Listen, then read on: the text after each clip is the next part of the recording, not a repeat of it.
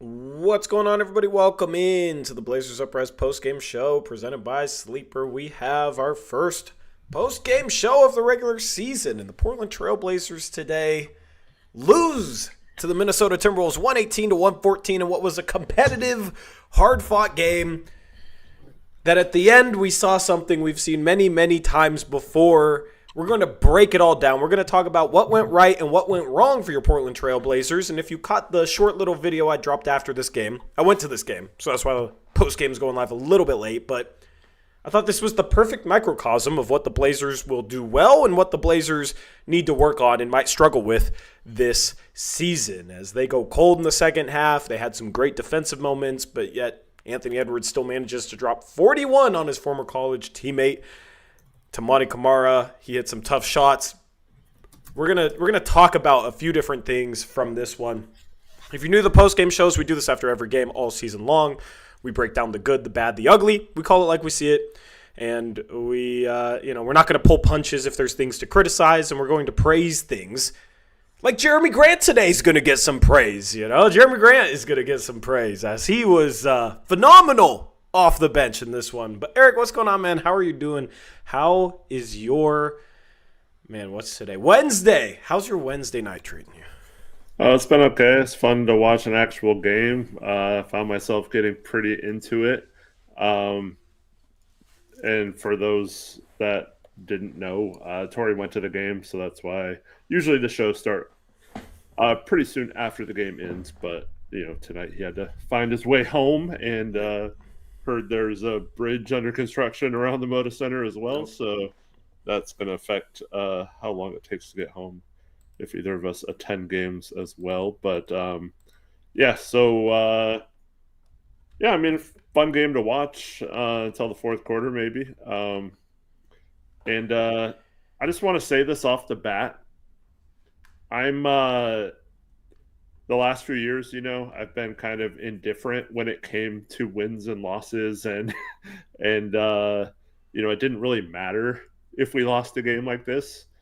But this year we are, or at least I am, looking at it from the frame of we want to make the play-in at least, and we're trying to win games. We're not trying to get a draft pick or keep a pick and not give it to Chicago or whatever. So I'm going to be evaluating the team based on wanting to win these games, not necessarily not caring if we win or lose like we have the last few years. Yeah, it's going to be a little bit different this year. It's not just about development. It's about trying to actually win these types of games that the Blazers honestly probably should have won. They were in control, not up double digits or anything, but they held a pretty consistent lead throughout this game. There's multiple times where they'd get up 7, 8 points, and Minnesota would claw its way back, but Minnesota's a good team. You kind of expect that. The Blazers, for the better part of this game, looked like a truly competitive team and looked like the team that we were hoping to see on opening night. The final 9 minutes and 21 seconds, Eric, they looked like the same team from years prior, at least on the offensive side of the ball, where they score 2 field goals in the final 9 minutes and 21 seconds of this game. And how many post-game shows have we sat here and said, man, our offense completely stagnates in crunch time of close games against good teams, and they can't generate good looks, and they struggle to score buckets. I mean, how many times have I sat here on a postgame show and said the Blazers scored 1 or 2 field goals in the final 5, 6, 7 minutes of a game? Tonight it was the final 9 minutes and 21 seconds. They only had 2 made field goals. And you saw the good of the defense. You saw Jeremy Grant look great in a bench role. I mean, I think that role is perfect for him with the way he looked tonight.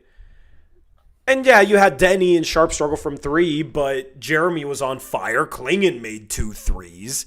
All right, Chris Murray was 1 for 2 from 3. Toumani was 2 for 5 from 3. You had other guys step up. The Blazers shot 31% as a team, which, is kind of around where they normally shoot. Last year, they're, I think, 34, 35%. So you're not going to shoot 40% on most nights if you're the Blazers, but your defense should hopefully be good enough where you can win the games where you shoot 31% from 3, which is why I don't like sitting here after games like this and saying they just missed shots. Guess what? Your defense should be good enough that you can win these games anyway. But also, the final 9 minutes of this game, man, the offense just looked like the offense from years prior. And that's where I want to start with this, Eric. And then we'll get to Chauncey's comments off the back of this conversation. There's a lot of buzz about a new offense in Portland, and players talking about it and Chauncey talking about it. And it's definitely new, but it's still stagnated. It's still stagnated in the final 9 minutes of this game where the Blazers could not generate clean looks. They had a 24-second shot clock violation. They missed shot after shot after shot. And maybe you could say a couple of them were good, but the offense has no foundation. Like, there's nothing they fall back on when the defense gets tough. The refs start swallowing their whistles. They always struggle in those situations under Chauncey Billups. This has been a theme for years, and it was a theme tonight. And it seems like they're not doing enough in terms of off-ball screening. As simply as I can put it, obviously the game of basketball is more complex than that, but I would just like to see more off-ball action, more off-ball screening to just occupy more of the defense so they can't just sit in the paint waiting for the next guy to drive at them. And a lot of possessions, even good possessions where they had good ball movement, it was a lot of drive, kick, drive, kick, drive, kick. Unfortunately, the Blazers don't have a ton of good shooters to kick out to. And when Shane Sharp and Denny Avdia aren't making threes in crunch time and your shots go cold from three and you're just relying on drive and kick, you're going to really struggle to score. And that just seems to be the foundation of this new offense is drive and kick. And then there's some good cuts in this game. You know, guy drive baseline and, you know, somebody occupies the middle of the paint. Somebody cuts the middle of the floor. And the Blazers got some buckets off that. But when you struggle to space the floor and the defense is packed in and you're relying on driving and kicking or driving and passing it to the middle of the paint, all that plays into defenses clogging the paint, and the Blazers really have no answer for that. They just really don't, and they haven't for years. And we saw it again tonight where they just could not generate solid looks down the stretch, and their offense completely fell apart. It's game one, so I'll give them a pass, but this is what we've seen far too often under Chauncey Billups. So they have to grow from here, and they have a lot of stuff to work on offensively. Yeah, and so we've been talking about this for much of the offseason since Chauncey's exit interview where he said the offense was going to have to be better and it was on him to improve in that and all that stuff. So that's why we are going to be critical. If it's not better this year, that's going to be our main focus on a lot of these post-game press conferences. And we've been talking about how playing fast is not an offensive system. It's a style of play, but that can't be the only change you make to it. You can't just expect to play fast and have that be your offense, because what happens in the fourth quarter against good teams and in the playoffs or really important games, it's really hard to run the whole game and you get bogged down sometimes and you don't get out and run. And it seemed like the Blazers were playing very fast in this game for much of the first three quarters. But you look at the fast break points, we get doubled up 22-11 by the Timberwolves, right? And then you look at the way the offense stagnated in the fourth quarter, and you have to have some sort of offensive system that utilizes movement when the offense is struggling to score points. And I feel like I haven't seen it in the preseason and now the first game of the regular season. I haven't seen the type of offense that is going to be necessary to avoid moments like they had in the fourth quarter for long stretches against when the defenses toughen up, because you're not going to be able to run in the fourth quarter of a close game like you can maybe get away with doing for the first half or whatever. You're muted. Absolutely. They didn't really crash the offensive glass too well either. They lived at the free throw line. 35 free throw attempts, They consistently attack the paint, drew fouls. I think that's one thing that can lift their defense this season is being able to, or lift their offense this season is being able to get to the free throw line with a lot of these drives, and even if there's a packed paint, if you can draw contact from those defenders, if you're aggressive going in there, you can draw fouls. And that needs to be a point of emphasis for the Blazers is to get to the free throw line. Don't be scared of contact when you drive. So that's the reason why they were in this game. They shoot 31% from three. Minnesota they shoot 50%. They're 15 for 30. I mean, we took 12 more threes and made 2 less. That's not going to win you a lot of games. Yeah, it's not good. And I think defensively, like kind of the one little thing that was a problem in this game was I thought they allowed a little bit too much dribble drive where primary defender is just getting beat and forcing the defense to collapse, and they got clean kick out threes. I think that's a big reason why they shot 50% from three. I think that's something they need to figure out how to clean up. If it's, if you get beat with Donovan Clingan in the game, other guys shouldn't really be helping, especially if Donovan Clingan's guarding a Rudy Gobert type of player. He should be the help guy in those situations that's cleaning up everything around the rim. You can't be over-helping off the shooters and giving up open threes. I thought the Blazers did a little bit too much of that, but we saw a lot of no-center lineups where like Denny or Jeremy was the de facto five-man, which kind of made sense because there's lineups with Naz Reid, who's kind of plays a little bit like a guard. He's a big man, but he plays on the perimeter. Same thing with Julius Randle for the most part, even though he does try to play bully ball inside. I thought Jeremy Grant, when he was matched up against him, actually did a pretty decent job against him. I like that matchup more for Jeremy than him guarding guards. So maybe it was just playing those matchups. This wasn't a good game for Young Hansen to play in. Naz Reid's not a good matchup for him. Julius Randle's not a good matchup for him. Him guarding in space is not ideal at this point in his NBA career. So the Blazers go small. The problem is you don't really have a ton of rim protection. So if you have Anthony Edwards being able to turn the corner on Toumani Camara and then guys are collapsing off the perimeter, I mean, Anthony Edwards is still hitting tough shots and guys are getting open threes. So it's really hard to keep Anthony Edwards out of the paint. You're not going to keep him out of the paint for an entire game. But I think that was kind of the one thing that Minnesota had success with against this defense was just Anthony Edwards turning the corner, even against a great defender like Toumani Camara. And that's why it's really nice to have a superstar player that can score 41 against an all-defensive second-team guy and then create shots for others. Yep. So I'm just going to read this. Jacob. Sorry, I'm used to saying Jacob. Jacob had a $5 donation. Says Chauncey has the respect. Make him assistant coach. These guys are too talented and too competitive to be getting undercoached. They're ready. He just signed an extension. It's not happening. And when was the last time you saw a head coach get demoted to assistant coach after he'd been coaching for several years and be okay with that? It's not going to happen. I mean, it's fun to talk about, I guess, but it's not going to be a thing. So, and then Tristan had a $5 donation, not a single field goal made in the final 5 minutes of the game. Who wasn't playing in the final 5 minutes of the game? Sharp. He had a rough game, but WTF. And we'll get into that in a minute.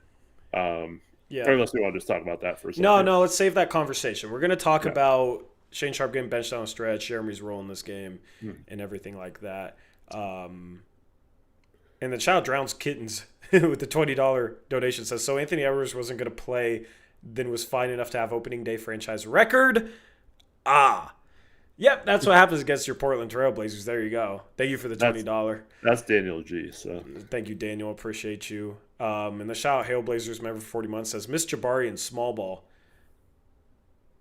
I'm not sure they did. I think here's the thing. When you go small, you should have shooting on the floor. You should be able to space, and then when you space, that's when speed takes over. The problem is with the Blazers small ball is you got Chris Murray and Blake Wesley out there and Matisse Thybulle.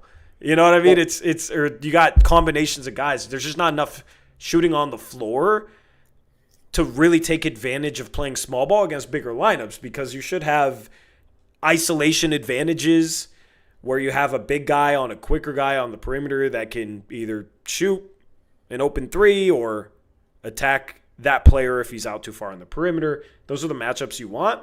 But when you don't have shooting out there and there's more help side defense to deal with, it's a lot harder to take advantage of those advantages that small ball brings you. So that's just a problem with the construction of this Blazers roster is they don't have enough shooters out there when they do go small to take advantage of the athleticism and quickness that they have. And I mean, Jabari shot a decent 3-ball last year, but I don't think he's really a floor spacer either. So I don't think they were necessarily missing him. They just need more. They just need more shooting on this team. Like, we can sit here in every press conference as Chauncey Billups and say we just missed shots. Well, you don't got good enough shooters. You don't got good enough shooters. So my problem with small ball in the first half, they went small, and it was with Denny on the bench too. And Jeremy and Chris Murray were the two tallest players on the court. And to me, you're not going to get away with that. Eric got collab cammed for the first time this year. Let's go. We don't have Skype like we did last season. All right, go on. In the second half, when they did have Denny in the small ball lineup, it was kind of lined up with Rudy Gobert being in the game. So to me, that wasn't the time to go small. The time to go small would have been when Naz Reid is the center and they didn't have like a true big guy on the court, and then you can be switchable lineup with all their guys. But I thought it was a mistake not to mirror Klingen's minutes with Gobert and then go small when you had the chance not to. And then when they did go small, I think you have to have Denny as your center. I don't think you can have Jeremy and Chris Murray battling over who's the biggest guy on the court. Well, you have to make Gobert guard somebody that he struggles to guard. Mm-hmm. The problem is with Chris Murray being on the floor in those lineups is you can put Gobert on him and just dare Chris Murray to shoot. Now, maybe this year he turns a corner as a shooter. He made a 3 today, but he's a guy that shot 24% from 3 last year. He's also not the quickest guy either. So why wouldn't you just put Gobert on him? He can leave him. And then if Chris Murray's not going to beat you making threes, so where's the advantage for the Blazers? Whereas if you have Grant and Avdia and Gobert has to guard one of those guys, I like the Blazers' odds a lot more with those matchups, one of those guys going against Gobert than the other. But the problem is if you have, Chris Murray, or let's just say not Chris Murray, right? It's if you have like Blake Wesley on the floor and then maybe Matisse Thybulle, then other guys, if Gobert gets beat off the perimeter, can sag and try and have his back. So small ball lineup needs to be able to shoot. And, I mean, we talk about the Blazers trying to play fast too, and they go small in this game. They had a couple nice fast break moments, but, Eric, they had 11 fast break points. Yeah, that's what I said earlier. It got doubled up 11-22. Yeah. When your whole plan is to play fast, that can't happen. Yep, absolutely. So it's like, where's the transition offense? I thought there was multiple opportunities that they had to run that they didn't capitalize on in this game. I think they missed chances to run when they have a 5-on-4 advantage. Like, they just don't do a good enough job of passing the ball up the floor and hitting guys filling the lane. Chauncey did talk about that. If we listen to his, we'll hear that. But let's cue that. Make your point, and then we'll cue that interview. Yeah, I think we just need to do a better job of getting the ball up the court faster. Except for the one time I felt like we should have not pushed the ball and taken a shot, which we'll get into as well. The Drew Holiday 3 was very, very frustrating to me. I felt like it wasn't for me at all. Yeah, I figured you would have the opposite stance on that, but I just, from someone who's not a shooter, I don't like that shot. That was probably one of the best shots they got in the final 9 minutes of that game. No doubt, it was a clean look. I just don't like Drew. It's not like Drew was hitting shots all game. Like, yeah, it's not the best shot. I think if their offense was generating better stuff in the half court, I would absolutely have a problem with that shot. But considering they couldn't generate anything good, like, I get it. Yeah. Drew knows about the 140 rule, says Aeromancer. Shout out to the Uprise for becoming a starter member. Thank you. Welcome back to the Uprise Cult. And then shout out Muvsy, 10 Canadian dollar donation, says smash the like button, fellas. Thank you to Muvsy for helping with the post-game graphics. There's a lot more coming with the production. This is very light tonight. I need to build it out over the next couple of weeks. We got a intro song from Muvsy coming. I think the first time we win a game, we'll play it, all right? The first time we get excited. And then there's going to be more stuff around the corner, so just stay tuned for that. And then we also missed Nathan's 33-month member message. He says, hey, guys, this game made me miss Jake Layman. Never change, Nathan. Never change. Anyway, speaking of never changing, you know who doesn't change? It's Chauncey Billups. It's Chauncey Billups. Here is his post-game comments. Chauncey, you're not one for moral victories, but what do you kind of take out of that game, even though you can't get it done there at the end? Yeah, a lot of good, man. I thought we played our butts off. I really do. Everywhere, defensively we were kind of everywhere. We made them work and earn every single thing they got. I'm proud of us. I thought we played good enough to win. I mean, we lose one quarter of the game, and obviously it was the most important quarter. A couple tough plays late. But so many good things to take away from this game. I think you see how we want to play and who we want to be, and so I'm happy with the effort. Obviously disappointed with the loss. Played good enough to win. We deserved to win that game, but the course of a season, you're gonna lose some games you deserve to win, and you're gonna win some games you might deserve to lose. It's just it's like that sometimes. Was the fourth quarter to you just a matter of not making shots, or did you not like the way you guys were playing or some of the looks you were giving? No, I thought we played the exact same way. I really do. I mean, we had some wide open shots. Drew was one of the best shooters, around, had some really good looks, couldn't make. Jeremy, who was playing great, had a great look in the corner, couldn't make. And then just a couple kind of turnovers, kind of getting a little bit out of control that I thought hurt us. And they shoot 50% from the three-point line. That's tough. There were also a lot of transitions and pace was kind of fast. Do you see that kind of like a tire problem, or what's your take from that? I don't know, but we had a ton of opportunities. When you look at, and we turned them over, 19 times, but only for 15 points. We need to be better at converting when we have numbers. 3-on-2s, 4-on-3s. Situations like that. We had some tough luck in that department in the game today. What do you attribute that to, Chauncey? Last year you guys were good at generating turnovers and getting out of transition, but you guys kind of finished towards the bottom of the league and converting those. What's the kind of thing that you need to do to get over that? Well, to me, it's a focus thing, for one, just reading the actual play. I always thought that a lot of times that decision needs to be made a lot earlier. There was a play that happened kind of late in the fourth, and then he kind of got the ball early, way past half court. Jeremy was streaking ahead. He waited 2 dribbles to pass it to him, which allowed him to get back. But really, if you just kick it ahead, the defense flattens out. Now, then he's running right into a layup or dunk or 3. So it's just really the focus and understanding the play, and what's going to happen before it even kind of happens, So that was just one real live example, but we have a ton of those. Chauncey, Blake, Tumani, Matisse out there running around. How would you describe that, what they've got going? Man, it's just those guys play with so much heart and energy. It's like kind of organized, most of the time organized chaos. Sometimes it's not organized. And I allow them to just go out there and just get after people, And a lot of times it works. We want to try to speed people up and make them play a little different, not comfortable like they usually are. And those guys they do a good job of that.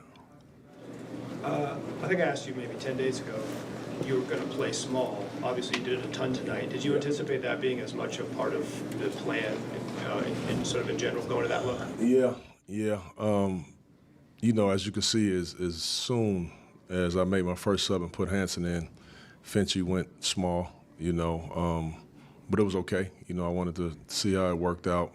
But there was just a lot of lineups out there, that kind of make you go that way, kind of make you play small.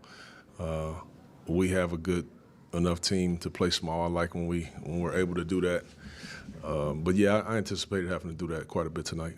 Chauncey, part of the new ownership group was here tonight. Did you get a chance to meet them? And if so, what was discussed? Nothing was discussed, but I definitely met them right before the game. But it was quick, 2 seconds, but nothing more than that. What does that mean for you to see them show up? Well, it's awesome.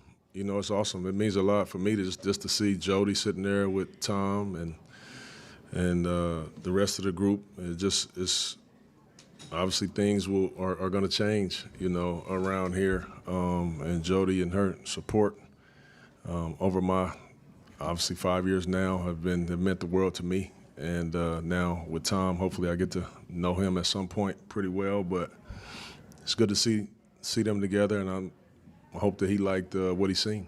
Is that putting any pressure on you? I'd never thought about that. But No, I don't. That pressure thing is nothing to me, man. I do the best I can and let the chips fall where they may. You know that about me by now, quick. Hey, Chauncey, do you leave more optimistic about the way you guys played, or more frustrated that you kind of fumbled it away at the end there? I think it's both. I'm happy as heck with how we played. I am. I'm proud of our guys. They left it on the line out there. I say this a lot, but I just want to create an environment when if you do beat us, you're going to have to go earn it. You're going to have to earn it. And I thought as hard as Ant had to play tonight, which he was awesome. He's one of the very best in our league. But him having to make 3 and 4 moves past half court to get all the way to a layup, I just thought it was going to wear on him. Obviously, he made a big shot at the end. Julius worked really hard. That's what we want guys to work, earn their keep. And we did that. We just, unfortunately, we didn't come away with the win.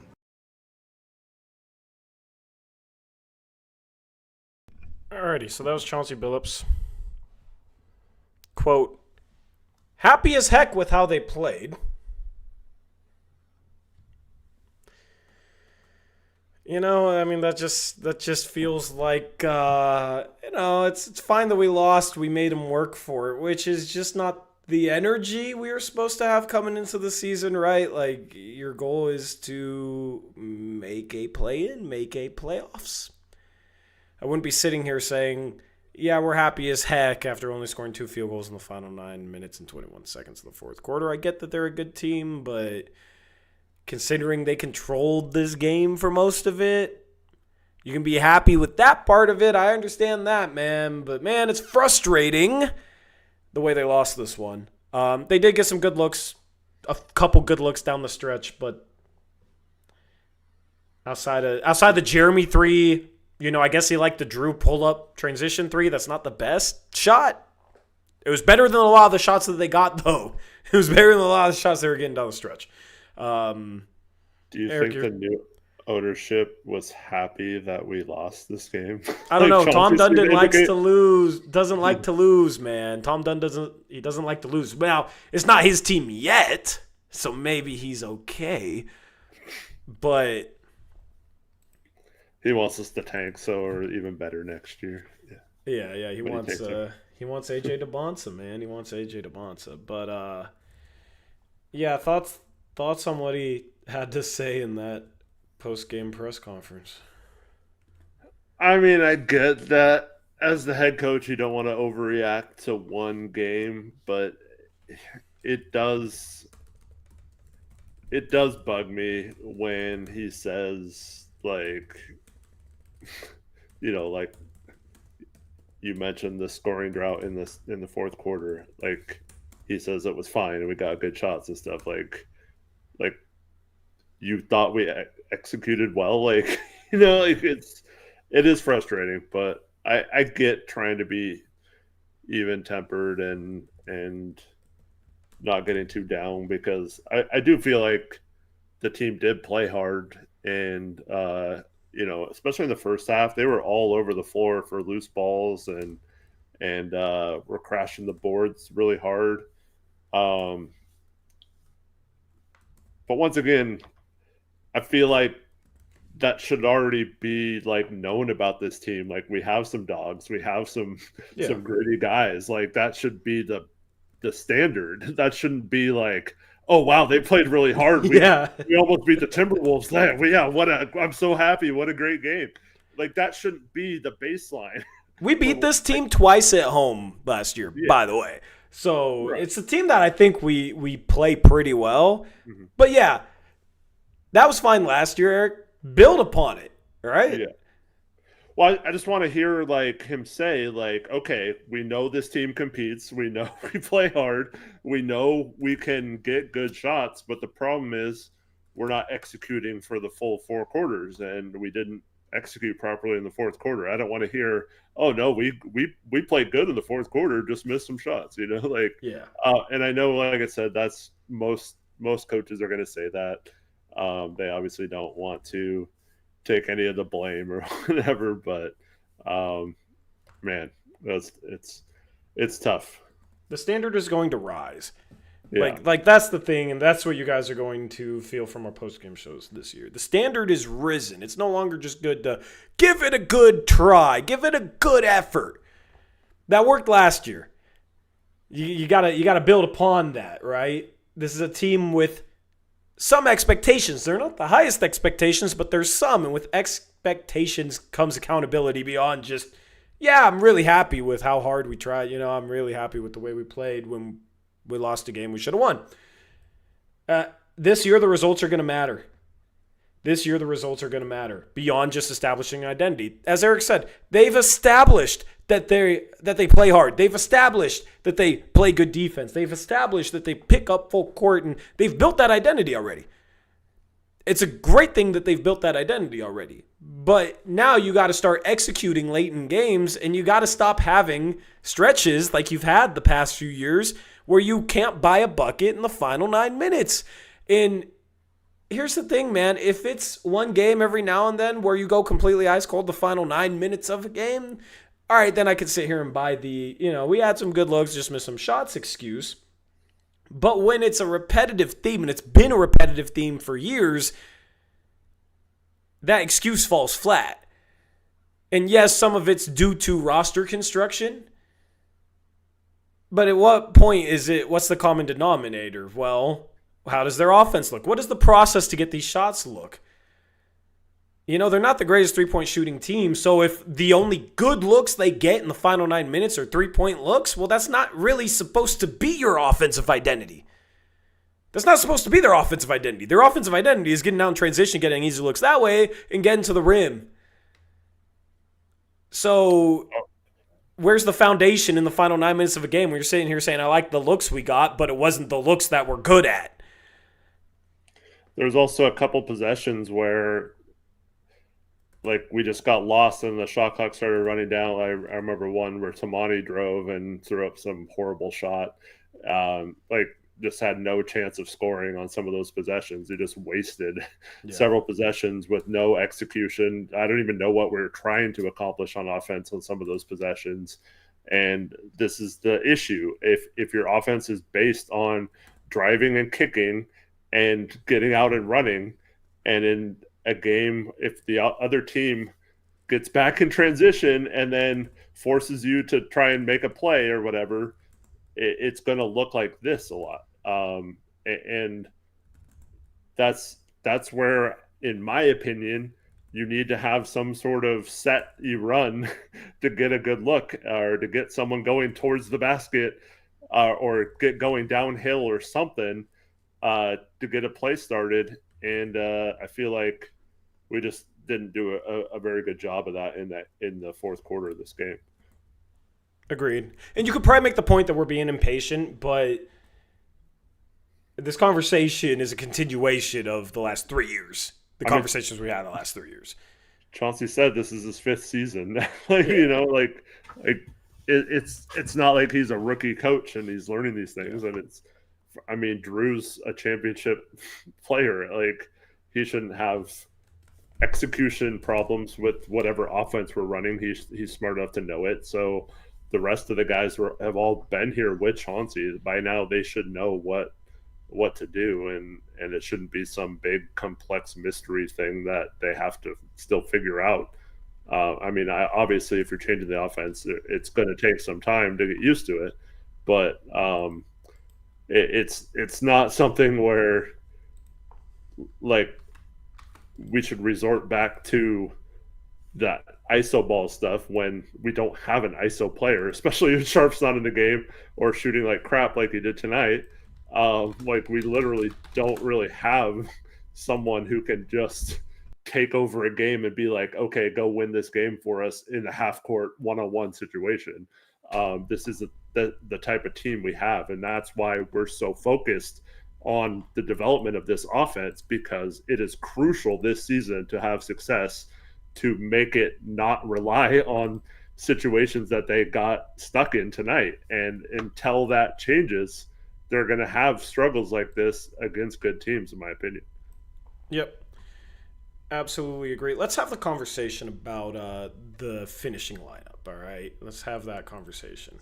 Because there's some people truly, truly upset with the fact that Shaedon Sharpe did not finish this game and Jeremy Grant did instead. Eric, don't elaborate on this. Just tell me, do you have a problem with this or not? Yes or no? Do you have a problem with this or not? Yes or no? I'm going to give you my answer with yours, and then I'll let you expand on it. Do you have a problem with this or not? Chat, let us know in the live chat. Do you have a problem with that or not?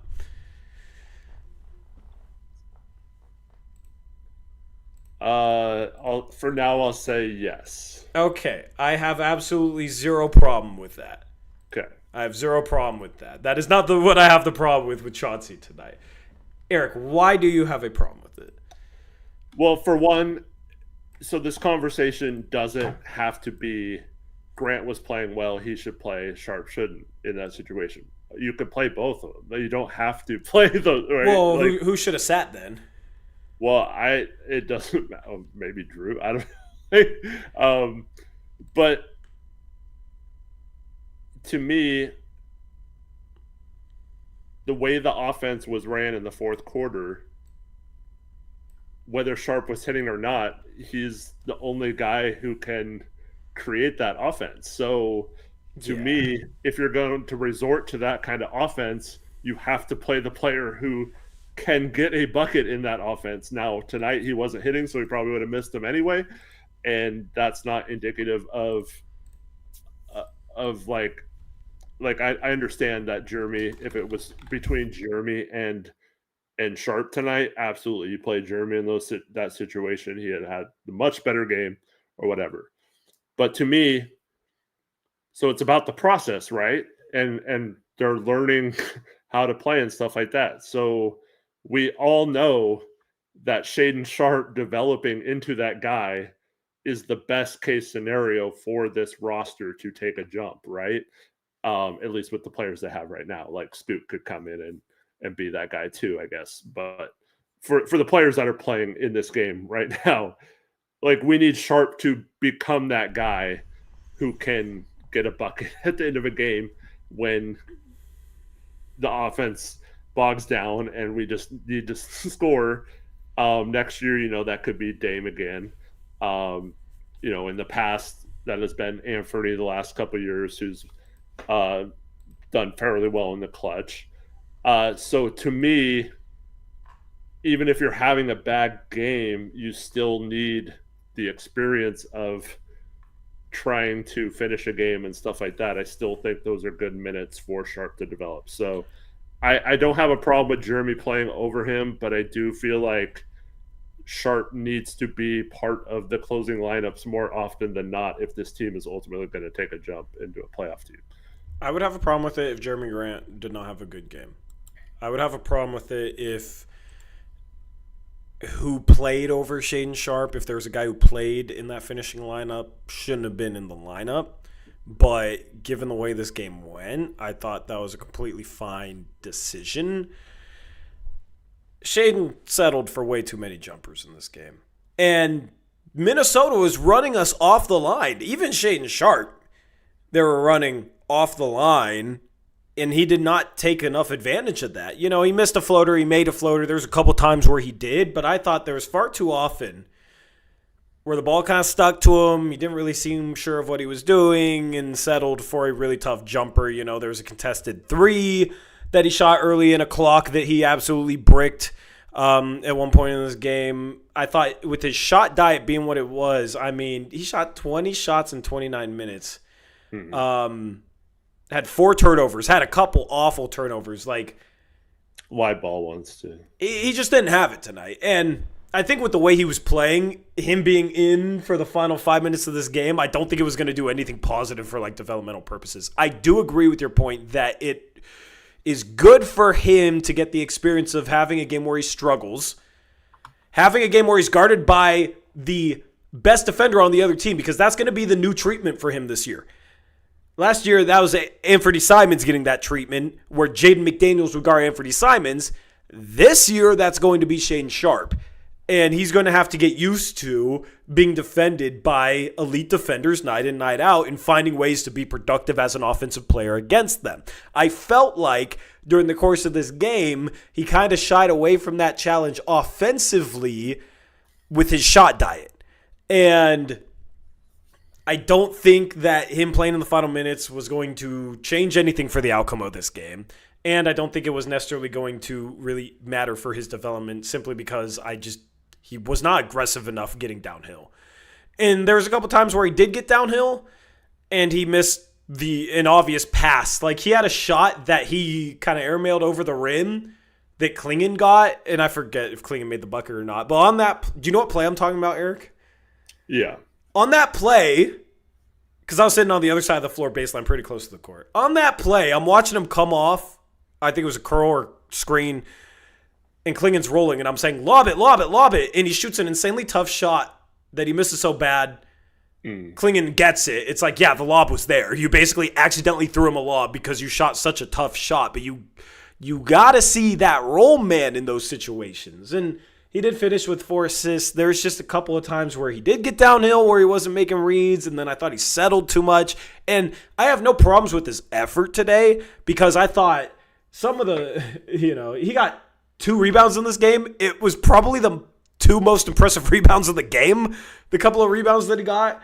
Defensively, I loved his effort. I loved his effort in this game. There's a couple of times where, he closed out a little wrong, gave up baseline. McDaniels had a floater against him, that sort of stuff. But, we can sit here. I'm happy to sit here and nitpick, okay, he didn't execute this right, and not talk about his effort looks poor. I thought his effort defensively looked much better than what we saw last year, which ended up with him getting benched. So I think overall, from an effort standpoint, that was not an issue today.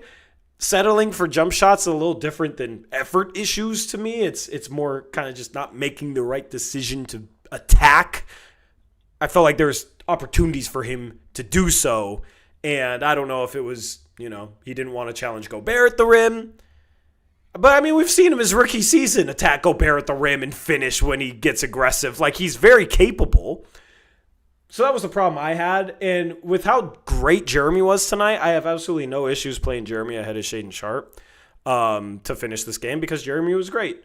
And, Denny had a solid game. Tamani had a solid game. 9 boards, 5 assists, 10 points. And then Drew, although he was 5 for 15, he did have 7 assists. He was pretty much the only guy that was really setting the table consistently for anybody else. I thought Drew's defense, was really fun watching him play defense today. So I understand the decision to finish with the lineup that they did. I think in future games, if Jeremy's also struggling, they should default to Sharp and give him that experience of fighting through those struggles. But at the end of the day, the expectation is to win games this year, and I understand Chauncey thinking that was the 5-man lineup that gave him the best chance to win down the stretch. Now that's completely different from my criticisms of how that 5-man unit executed whatever the hell they were trying to run. Yeah. For me, I thought Sharp's effort on defense was really good. He got on the floor a couple times. He was one of the people diving for loose balls. No, one of them was his own mess up, but yeah, I didn't like his flow to the offense. I thought he took some really bad shots. To be fair, though, I felt like they kind of left him on an island a couple times, and you're not going to really break down like, Anthony Edwards and Jaden McDaniels are both really good perimeter defenders. Like, that's probably the wrong strategy. The couple times he did get a pick and turn the corner, he got like a wide open floater in the lane, made his first one. I think he missed his next couple, back rimmed him. But I have no problem with those shots. Those are good shots in my opinion.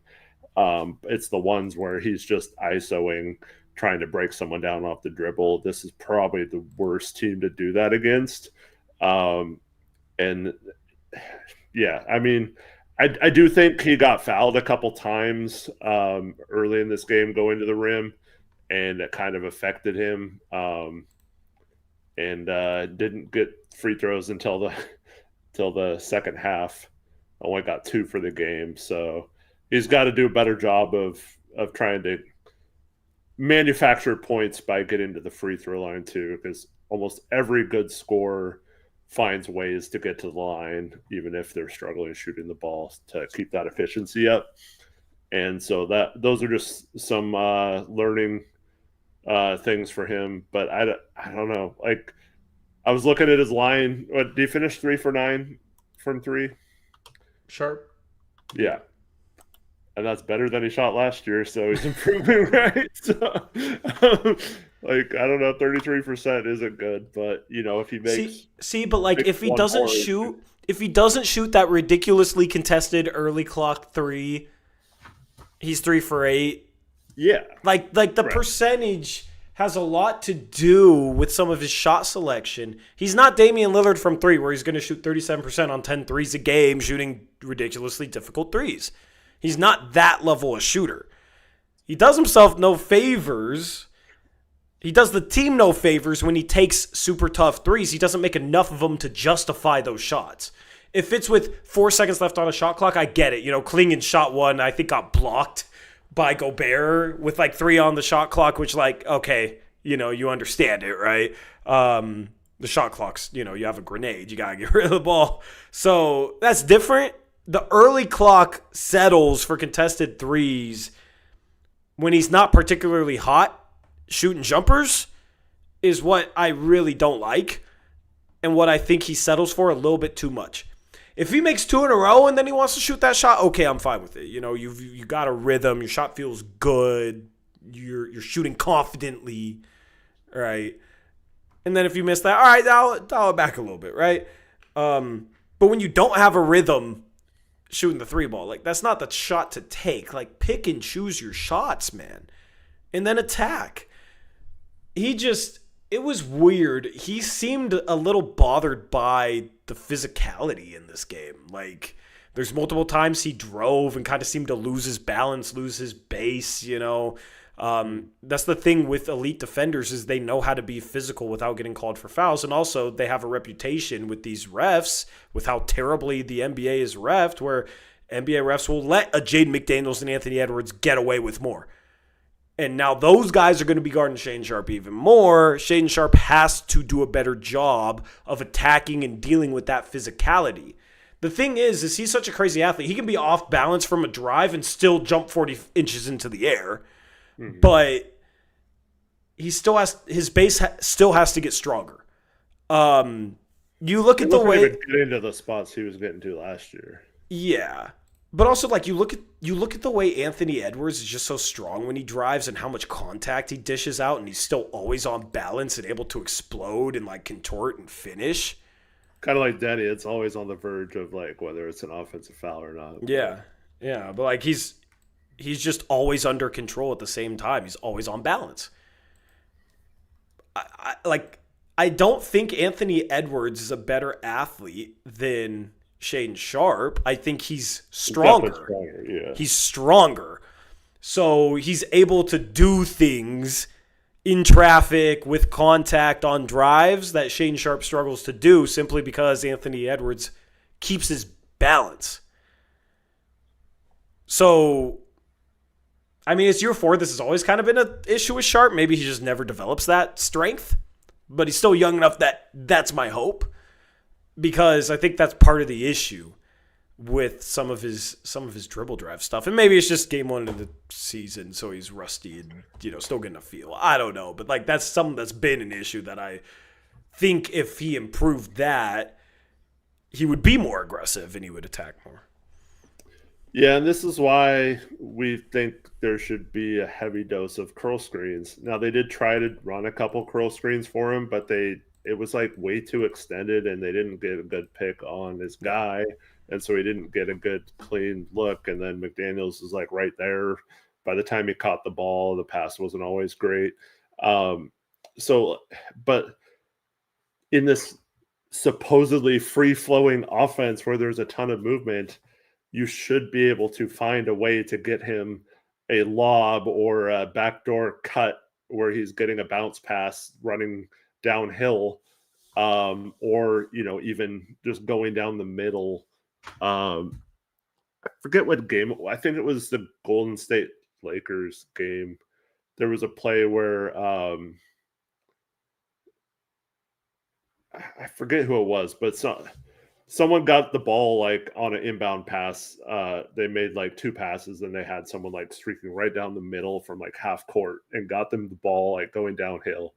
And I don't know, you just have to find ways to get him the ball moving towards the basket.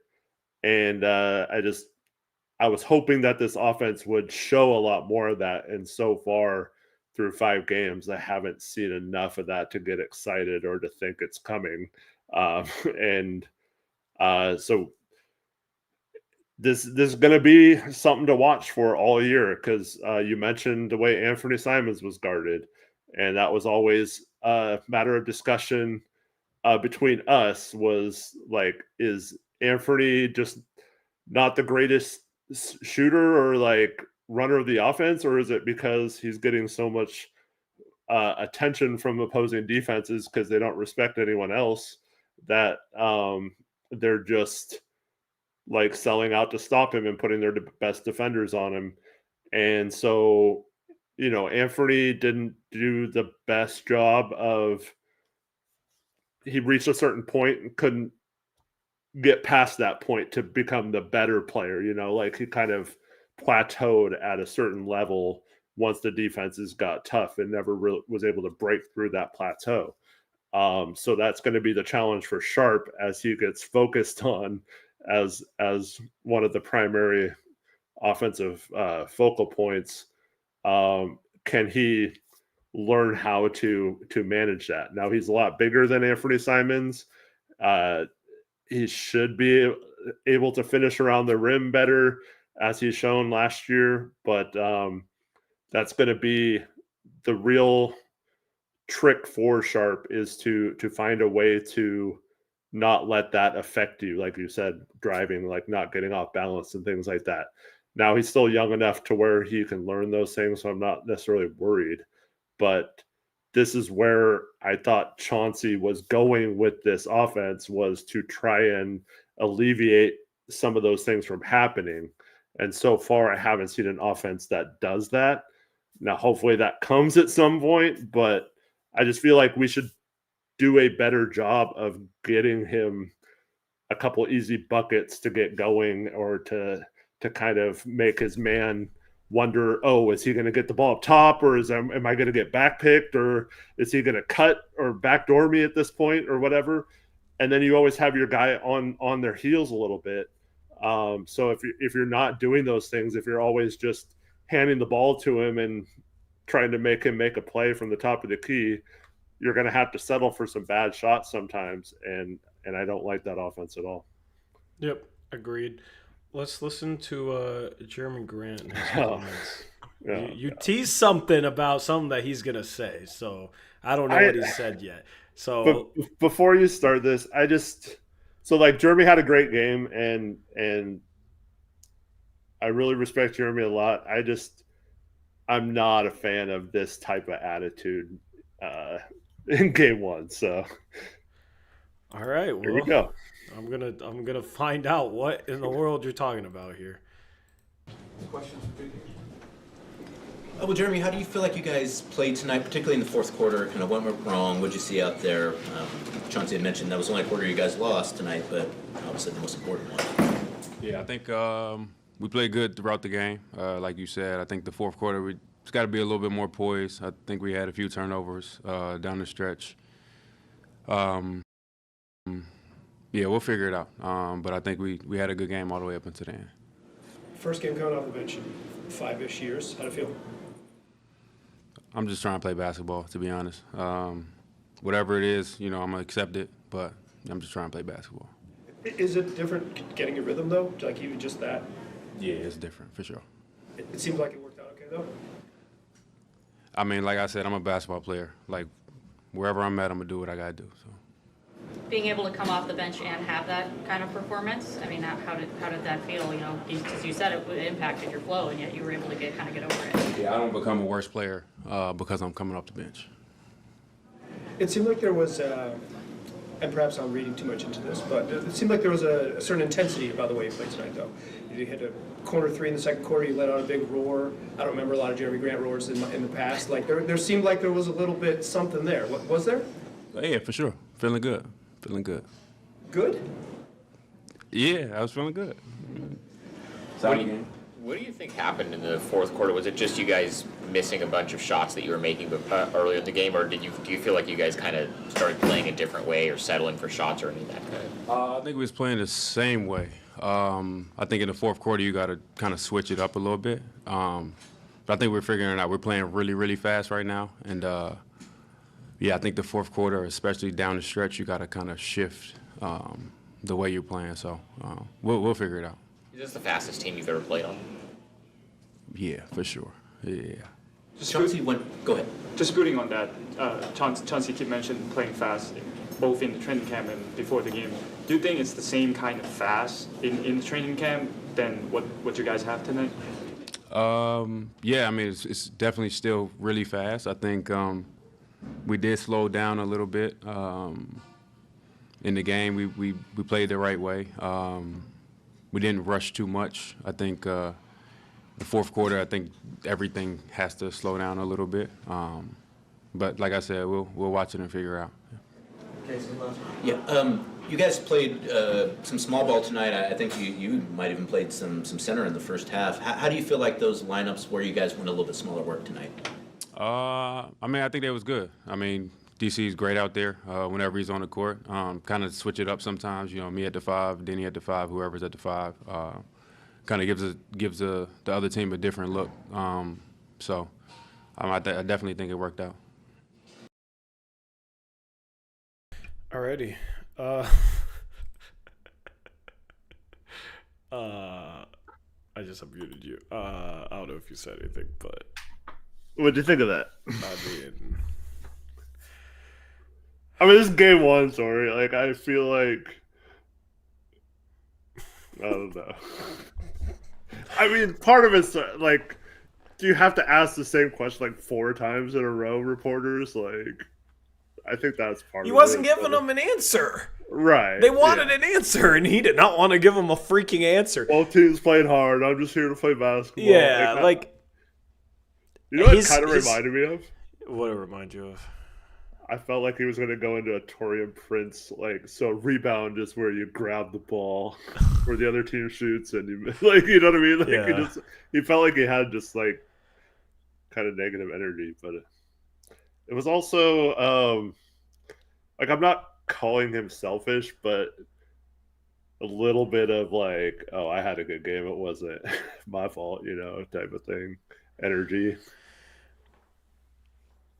I feel like this is just my interpretation off of his press conference. You could probably come up with 10 different interpretations if you asked 10 different people. But to me, those answers are of a dude whose pride doesn't want to feel like a bench player. You know what I mean? He's a guy that's been a starter for years, and it's tough to go to a bench role. And there's just a certain like level of pride that a basketball player has in being a starter, right? You're one of the 5 starters. You're like, normally that's going to be the 5 best players on the team. And going to the bench feels like a demotion to a guy like him. Even if he's playing similar minutes and similar role, there's just a level of pride behind being a starter that I think he probably had. And he's probably still holding on to. And that's why when he's asked questions about coming off the bench, he doesn't. It's almost like he didn't even want to admit that he came off the bench. Right. Like, I'm just playing basketball. Like, the one thing he said is like, the one thing he said about coming off the bench was, I'm not a worse player coming off the bench.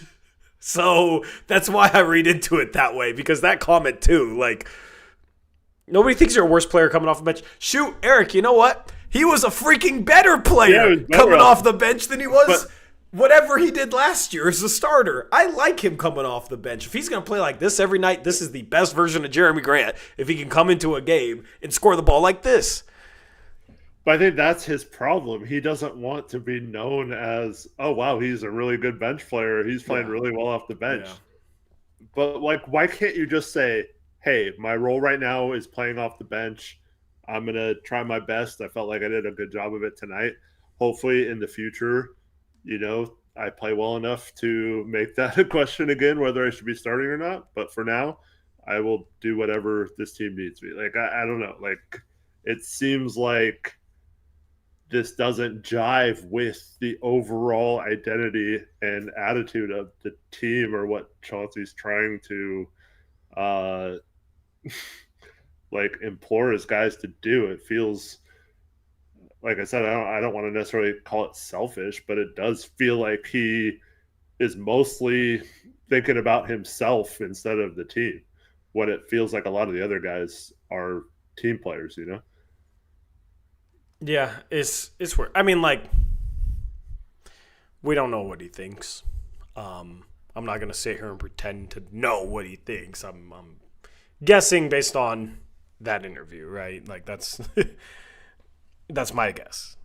If you feel like completely different, fine, but that was kind of a weird post-game press conference. It was kind of weird.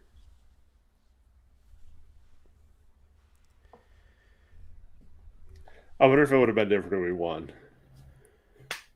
Or he truly only cares about how Yeah, comment in chat says, I wish the reporters didn't drive it home. Let him deal with this in his own way. Let them drive it home. He's paid $32 million a year. He can answer a couple questions about his role on the team. Like, I don't... Trust me, I'm quick to kind of give media some flack over questions that I think are kind of silly, but those are not silly questions. That's a very relevant talking point. It was relevant on Media Day. It was relevant in the preseason. It's relevant now, and especially after having a good game, his first game coming off the bench in, 5 years, 6 years, however long it's been.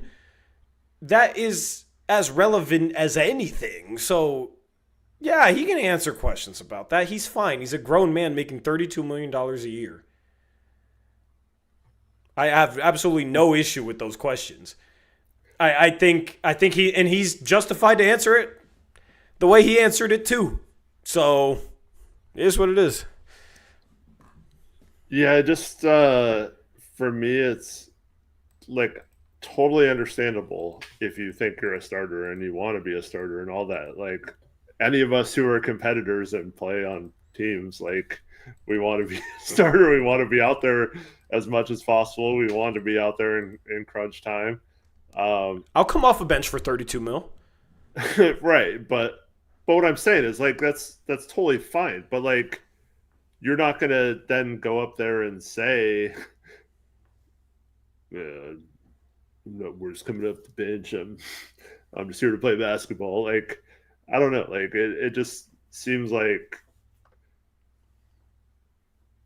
he's trying so hard not to become known as a bench player. He just doesn't, like, he thinks if he says something, like, he'll just be pigeonholed into that for the remaining part of his career or something. Comments in chat says, felt like media was trolling him to his face, though. How? There's another comment in chat. I don't understand the thing with making him admit to coming off the bench. They weren't sitting here saying, hey, Jeremy, can you admit that you came off the bench today? No, they were asking him how he felt in a new role. Mm-hmm. Very relevant questions. Like, that's not trolling him. That's it. All the questions were very legit questions based on a legitimate talking point. I don't really understand having an issue with that. I feel like if a Blazers player gets kind of prickly, it's like, oh, look at the media making him feel a type of way. That's bad on the media. Those are all very legit questions, man. Those are all very legit questions, and they were trying to get him to expand on how he felt about his new role today in a game where he played great. So they asked him follow-up questions because he wasn't expanding, and guess what? He didn't expand. Cool. They eventually moved on. Like, that's media. It's sports. It's part of the job. It's part of the reason he gets paid so much money. Also, like, if this was a one-time Jeremy interview, I think we could all agree, like, just move on or whatever. But now this is exit interview last year where he talks about how the offense wasn't designed for him and he was frustrated and it wasn't good for him. And then you have the media day where I forgot what he said, but something to the extent of I'm a starter or something. What did he say? I don't expect to be a bench player. Yeah.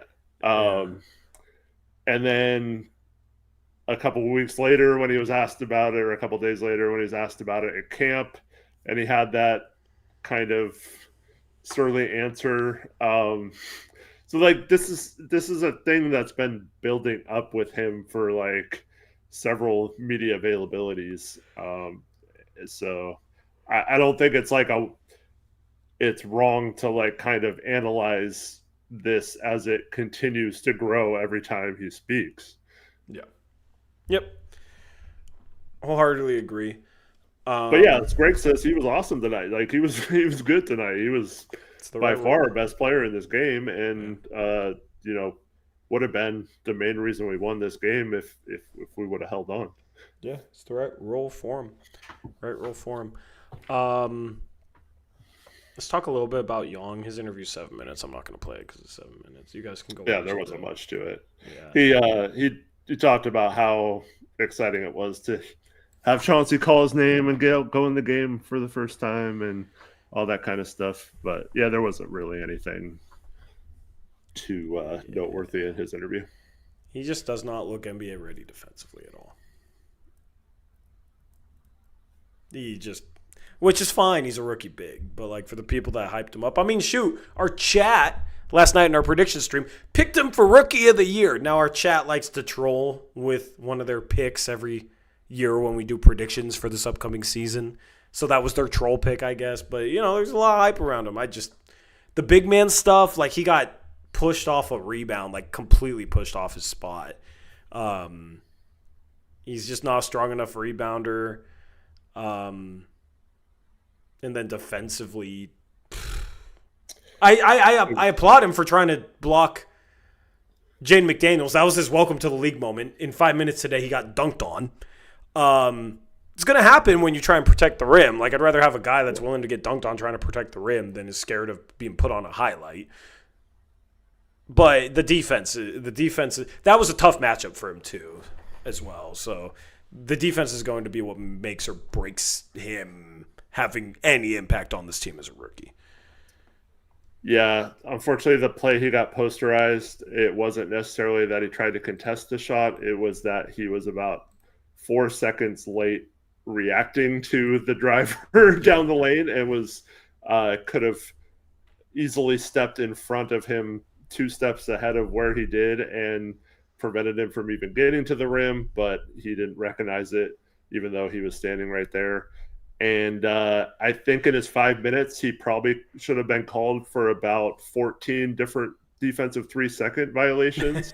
Yeah. It seemed like he was playing a 2-3 zone as the middleman when the rest of the team was playing man-to-man, and he had no idea who he was guarding half the time, no idea where he was supposed to be, no idea what he was supposed to do on pick and rolls. It was very rough on defense, and that's why he didn't play in the second half, is because they absolutely could not get away with playing him anymore in this game with how lost he was defensively. And that was, our main concern about Young. I'm glad he got a chance to play in this game, but he's going to have to figure things out, whether that's a communication issue, whether he's having trouble.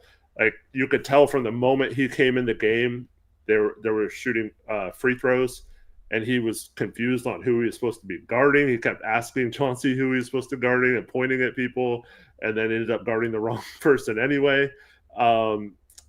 Stuff like that is going to have to improve rather quickly, or he's going to have a tough time getting minutes this year. Yep. Jeremy Grant was our player of the game. Let's talk a little bit about Drew.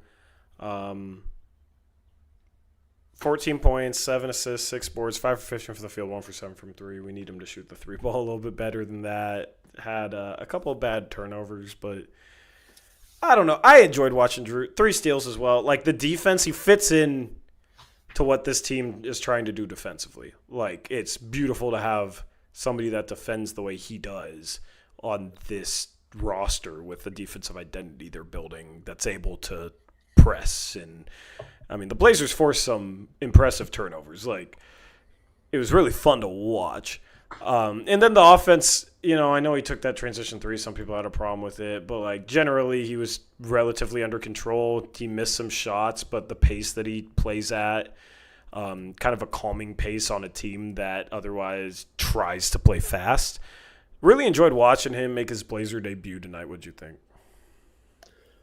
Yeah, I thought he was solid for the most part outside of the shooting. I felt like he forced a couple shots. And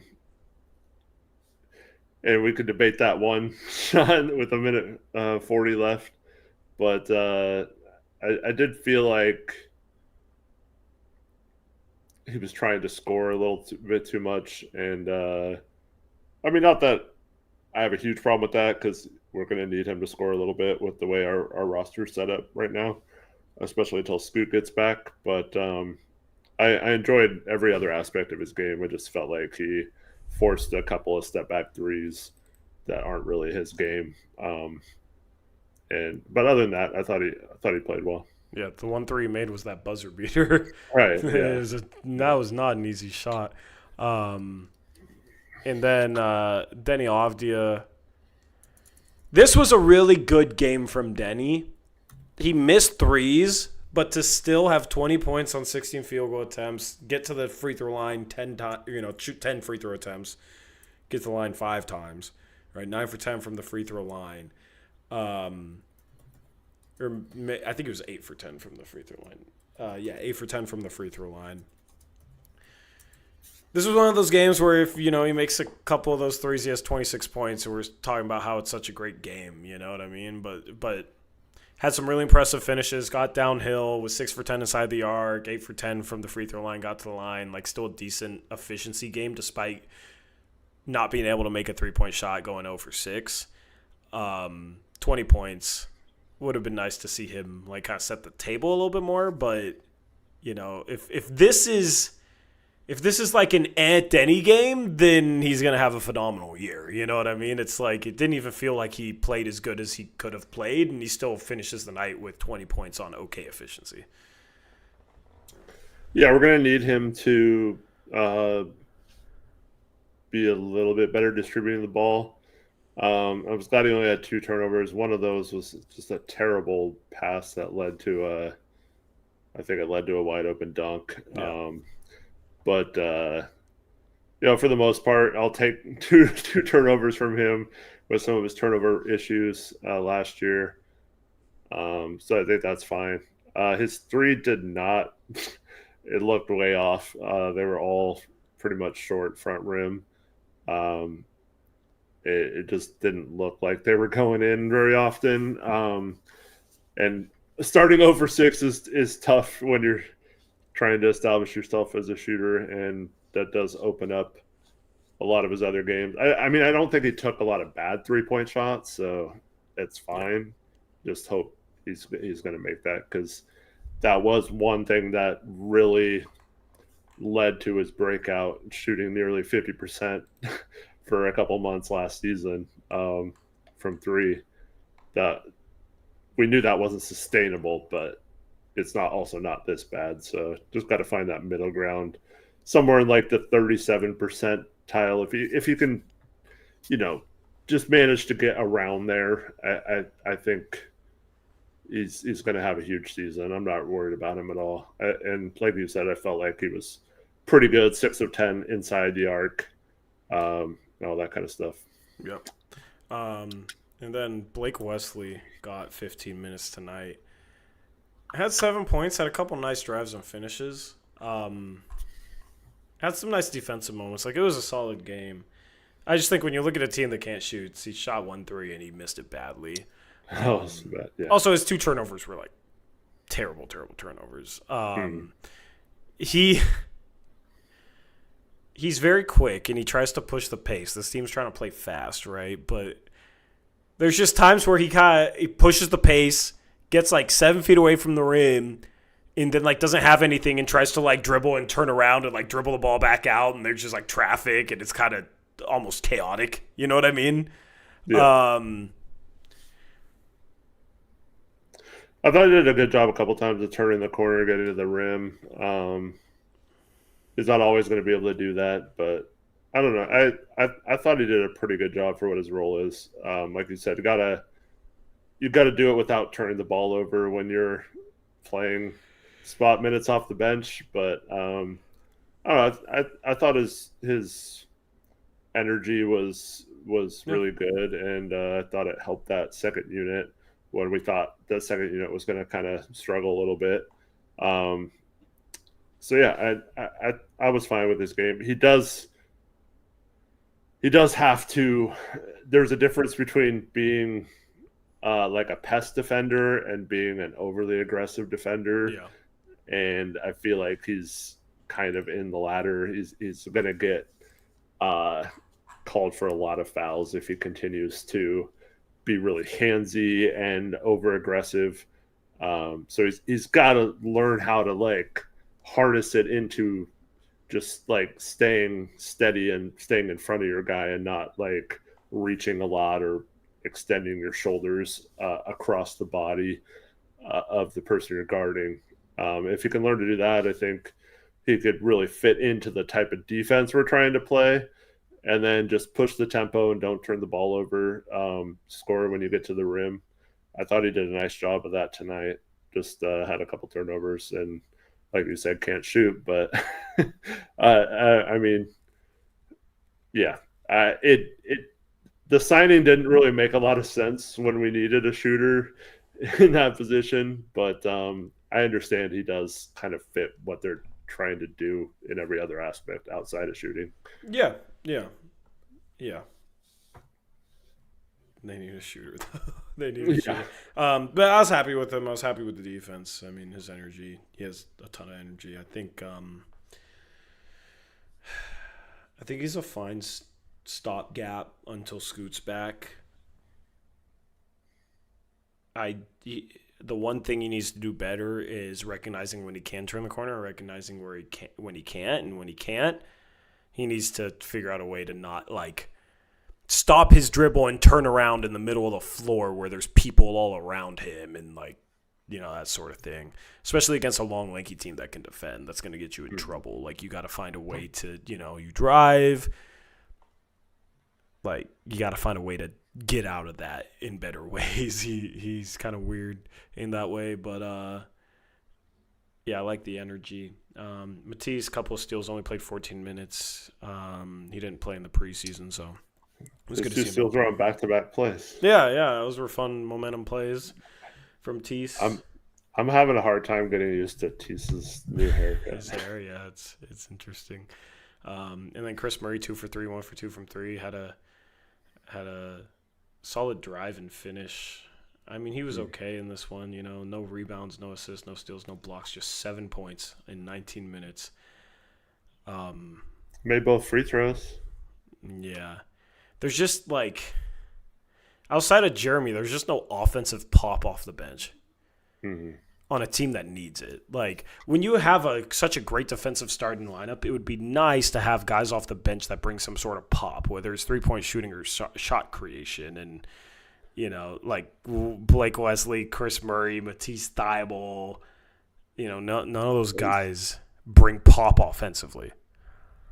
You know what was weird? We haven't talked about this at all. So Sharp was like the Anthony substitution, like quick into the first quarter, and they bring Jeremy in, and so I was expecting Sharp to come back in with that second unit and be the other scoring punch in that lineup, but then he sat for like an extended period, and he came back in 4 minutes into the first quarter.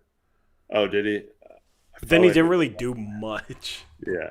I thought it was longer than that, but I think he then sat again to start the second and then got subbed back in. So that's maybe what you were thinking of, yeah. I don't know about Sharp being that guy. I feel like that should start out being Denny's role to come back with the bench unit. I feel like that would be. Yeah, I agree. I agree. Yeah, so he subbed back in with 4 minutes left in the first and then subbed out to start the second. Okay, that's what it was then. Yeah. Because I was looking at the second quarter and he hadn't played that many minutes. Yeah, they mixed a lot of the lineups in terms of what starters were playing with which bench guys. They played 10 guys in the first quarter, and then some of those guys barely played at all or not at all in the second half. Like Young didn't play at all in the second half. Yeah, and there was really a point in this game where it felt like the Blazers were going to wear the Timberwolves down and eventually like run away with it because the Timberwolves were not playing a ton of guys. And the second half, though it flipped and the Blazers played less guys, they opened it up, played Bones Highland some minutes and like some other guys. And then all of a sudden the Blazers look like the much tired team in the fourth quarter, and they look fresh for some reason. And that was kind of weird to watch because it really felt like it was going to be the opposite the way the game was flowing. Yeah. I mean, the Blazers at one point, according to ESPN, had an 84% chance to win this game. 85%, 84.9, around 85%. They were up 103-95. They proceeded to get outscored. Let me do some math here. 23-11 the rest of the rest of the way. How many times do we see those runs? It's frustrating how often Chauncey Billups led teams will have like a 80% or 85% chance to win, and then it goes completely the other way. Anyway, shout out to Sleeper for sponsoring this post-game show. NBA picks are here on the Sleeper app, and you can use promo code Uprise. It'll give you a free $20 deposit and a 100% match.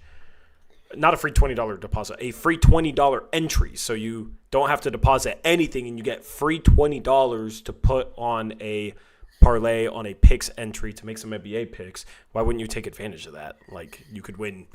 You could 5x your money if you win. You could end up with 100 out of that, and you didn't even deposit anything. And if you lose, you didn't deposit anything. So it's a win, or it's not even a loss. So use promo code Uprise. Take advantage of that deal. Have some fun with Sleeper. And then on top of that, you still get a 100% match up to a $100 deposit. So you can take advantage of that. If you know NBA, it's your chance to cash in with Sleeper. Shout out to them for sponsoring the postgame show. We're going to be doing some parlay stuff this year with them. Anything else you want to get into on tonight's postgame show, Eric? I thought early in this game, Tamani looked really sharp. Looked really like I really liked his 3-point form. His first couple shots he took. And then he airballed. Yeah, and then he airballed. But his first couple, he caught him, shot him right away, looked confident, looked like his shooting form was more compact than it was last year. Looked nice. he just didn't show really anything off the dribble tonight. That's still something that we're waiting to see. Hopefully we see that sometime this season. Man, it's just a bummer we didn't win this game because we just couldn't quite pull away. Every time we went up 7 or 8 points, Minnesota just got right back into it. It was just kind of a damper on what should have been a great opening night, and we could have been here talking about starting off with the big win over Minnesota. Yeah, nope. Instead, the Blazers will try and get their first win on Friday against the Golden State Warriors. They play a home game against the Warriors Friday, and then Sunday they play on the road at the Clippers. Sunday will be a call-in night, so hopefully they can get a win before they go on the road to LA to play the Clippers and the Lakers. The Clippers got destroyed by Utah tonight. Yeah, that was crazy. I don't know what that was. I first checked that box score. It's 43-19 Utah. So, I mean, Utah can blow out the Clippers on opening night, but, you know, we're really happy with our loss today that we once had an 85% chance to win. So, maybe Utah is the team that's serious about winning this year. I mean, who knows? We've seen teams come out of nowhere to be competitive. Did he just going to pull that plug so fast? Yeah. I mean, they said they wanted to win this year. We'll see them in game number 5. That'll be a home game against Utah. So, yeah, I don't expect them to be anything but bottom of the West. But that's the first like easy should win games that the Blazers have this year is against the Jazz on October 29th. So I'll have post-game shows for all that. I'm also going to try and drop videos on any days without a game. That's my goal this year. I'm sure some days I'm going to miss, but I want to drop videos where I go through like a key talking point from the night before, like quickly summarize it, maybe play a couple quotes from post-game press conferences, just kind of a quick hitter in that way, go through NBA scores, maybe do a sleeper parlay, and then do a fun segment at the end that switches up. Maybe it's like a video mailbag or a couple mailbag questions, whatever. I want to do those on off days. So be on the lookout tomorrow for one of those.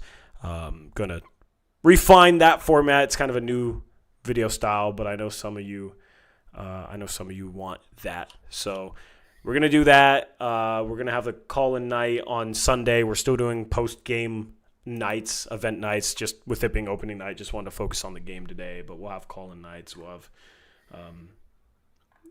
all sorts of fun stuff on post-game shows, big board nights, mock drafts, that sort of stuff. You can see that schedule if you join our Discord. The link to join our Discord is in the description box below. We're at 900 members. We're trying to get to 1,000, so be one of the next 100 to help us get there. And our socials are also in the description box below. It was fun going to this game. It was fun breaking down this game. Eric, any final words? Thanks everyone for watching. Appreciate you all. Hope you have a good night. And or we're not doing a show tomorrow, right? No. Picks against the spread will start sometime next week. All right, so we'll see you all on Friday. Hope to see you there. And hopefully the Blazers play the Warriors well.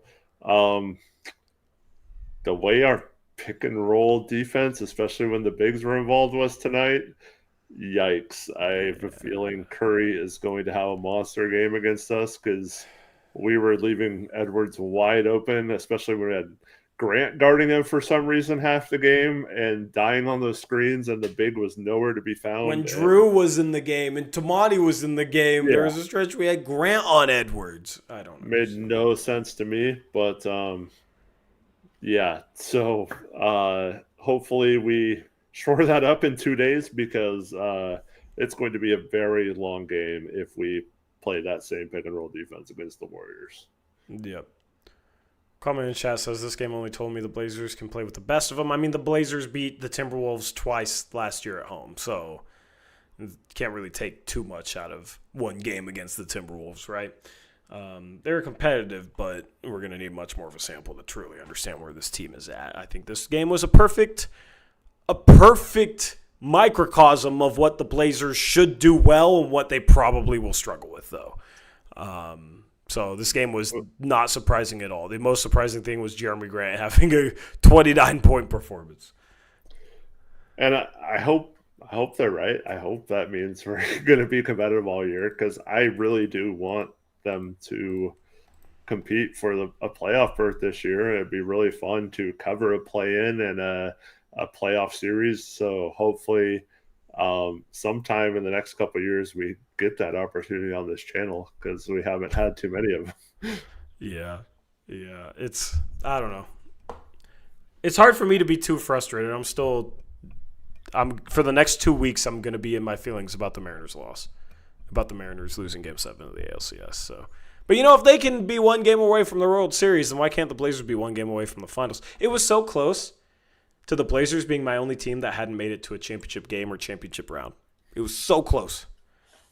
So close because, Gonzaga, Washington football, the Niners, have all made it. Hopefully the Blazers can make some progress, man, because I don't want to sit here saying different year, same crap, same stuff. I don't want to say that this year. So hopefully the Blazers can turn things around on Friday when they take on the Golden State Warriors. We'll have the postgame show for you. Remember to use promo code Uprise on Sleeper. Take advantage of that free $20 deposit with NBA picks that are now here. And we'll take your calls in postgame show number 3 on Sunday. Resetted call-in. What's up, Reese? Good to see you. Looking forward to your call-in. And also, I agree with your last 2 comments in the chat. And with that said, we are out of here. Hopefully you enjoyed the postgame show. Leave a like, subscribe, all that good stuff. Stay on the lookout for a video tomorrow. And that's all from us. Until next time. As always, peace out. Go Blazers!